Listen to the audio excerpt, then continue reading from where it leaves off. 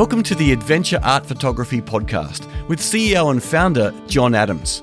Adventure Art Photography will take you on an extraordinary experience to capture images in some of the most epic locations. They take care of all the tour details so you can simply show up and focus on your art.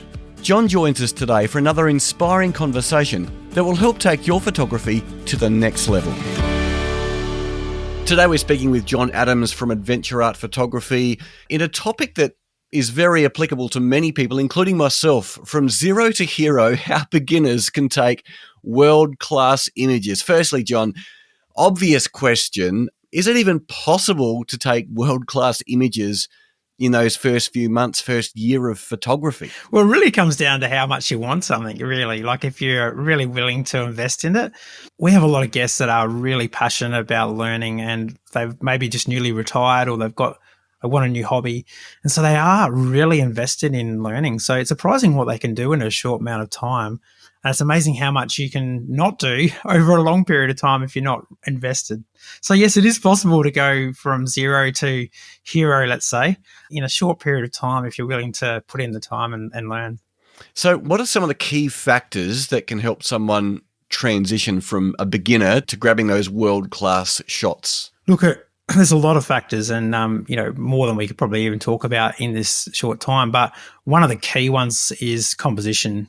And that is really what you choose to put in your shot and not put in your shot. And I feel like, even people that have been taking photos for a long time, they can move on from this, or I feel like they, want to get to something else. But photography is about composition. When you line everything up, you've got some foreground interest, which is something that's close to your camera that is a nice object that really lights up the photo. And then you have that midground and background, and they all paint a picture that together that is perfect. But a lot of times we just see a tree and take a photo, and so it is about thinking about, where do I want this tree? And that can be just as powerful with a phone or with a camera. People overlook that, but really it comes back to that. So composition being one, are there any other key factors or kind of must-dos that you really should think about? One of the key factors is the camera settings, and this makes a big difference when you learn how to shoot in manual mode, which is, I guess it's like a cup of tea. You can slap everything in, like a bit of sugar, a bit of milk and a bit of coffee or whatever. It's never quite the same as when, you go to the cafe and someone's like put exactly the right amount of caffeine and milk and sugar and it just tastes so good. It's a bit like that with a photo. A lot of people treat photography like it's just like, oh, well, put it in auto and shoot. And yeah, you can do some good learning there to start with, but there's nothing like a good coffee and there's nothing like a photo that has been put together.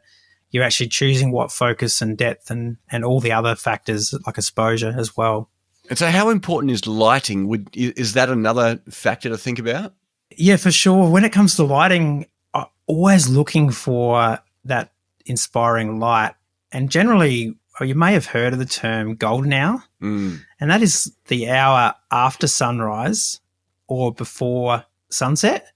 And that's when the light's quite low. And what that does is it creates amazing golden light as the sun's on the horizon.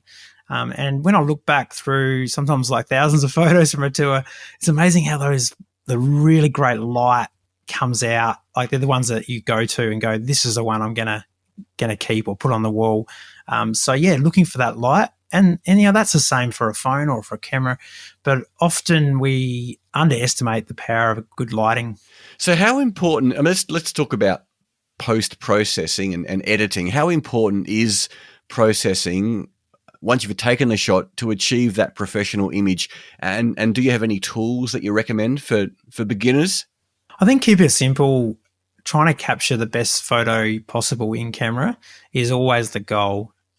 I think a lot of people jump from trying to, take an ordinary photo or make it a masterpiece, and that can be done. And there's AI and other things now out there as well, but there's nothing like the satisfaction of capturing a great shot in camera, and that's still the way that we like to roll. But I think there is some things you can do we take photos in a format that's called RAW, and basically, you can select JPEG or RAW. This is getting a little bit techie, but hear me out.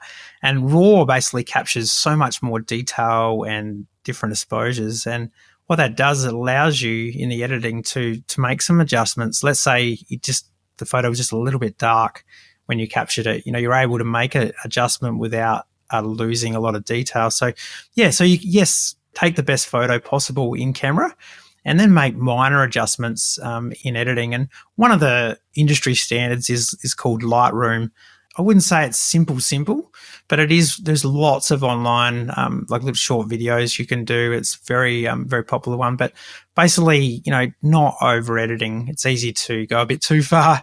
I'm sure we've all seen photos that we go, wow, that's not even real anymore. So, sometimes even sleeping on it or giving it a few hours and coming back and looking at it, and you can go, oh wow, that's a bit crazy before you finish your masterpiece. But it's interesting. AI is the word on everyone's lips, and there's some really interesting tools, but also what I think are some probably toys. And how far do you take editing and just almost ruining good photos in a sense? Really, what you're saying is get that photo in camera the best you can, rather than rely on fixing it in the edit. Yeah, for sure. And I think seeing it as a tool, but only as a sort of, doing your very best first. And also I think AI, with all that it's able to do, there's an experience of getting out and capturing something, authentic and real that I think people are wanting more and more in this sort of fake, I guess, generated world. So hopefully, that will draw people back to that authentic experience as well. So what common mistakes do you see new photographers make that kind of hold them back, and what would you do to avoid them? Well, I think one of them is over-editing, especially with the auroras we had. Like, it was so easy to see so many people over-saturating their photos, and, they already had a lot of color in them. It's easy to just get a little bit more. When it comes to just general mistakes, I think it's probably being happy with the first photo. Like, we quite often, let's say we arrive there and it looks good. The danger is to go, oh, that looks good. You jump out, take your photo, and you go again. And let's face it, sometimes we need to do that. But often it's your 10th photo or, your 20th photo where you're looking around and you find something else, and you're able to check and adjust your image. And I think what digital photography has given us is a gift of like being able to see the photo and then make an adjustment and then take another photo. And I don't think we use that enough. And if you really harness the power of checking and then adjusting your photo, it's amazing how quickly your photography will improve. When you go on an adventure, what kind of progress do you see your guests over that week? I mean, a week's not that long a time, but what sort of progress do you see in that time you have together with your guests? Habits are born over time and often longer than a week, but it's amazing when you do pick up your camera and are using it multiple times in the same day, and you're building on these principles that you're being taught, not just as a theory, but as a practice. And someone coming up and looking at your photos and giving you some feedback, and it's always like positive, but then also some, helping you adjust some things to take a better shot. So you are getting some instant feedback. You're not waiting till you get home. And so you are learning a lot. And then you're able to put all that together. And I think at the end of the trip, we do a slideshow where we just celebrate everyone's images, most of our tours and adventures. And then one of the things a lot of people say is, I cannot believe the difference between my first shots and my last shots, because it was coming together, starting to understand it, and saying I don't have to think about it as much anymore. I'm not the camera is just a tool to take the photo. I'm not looking at my camera the whole time. I'm looking at the scene and looking at the light and just enjoying it more. I think that's got to be the goal, doesn't it? We get into photography because we want to get out in nature and take good photos, but sometimes photography becomes about the settings and the tech, and that stuff's just a tool. So yeah, I think over a week we'd see that transition.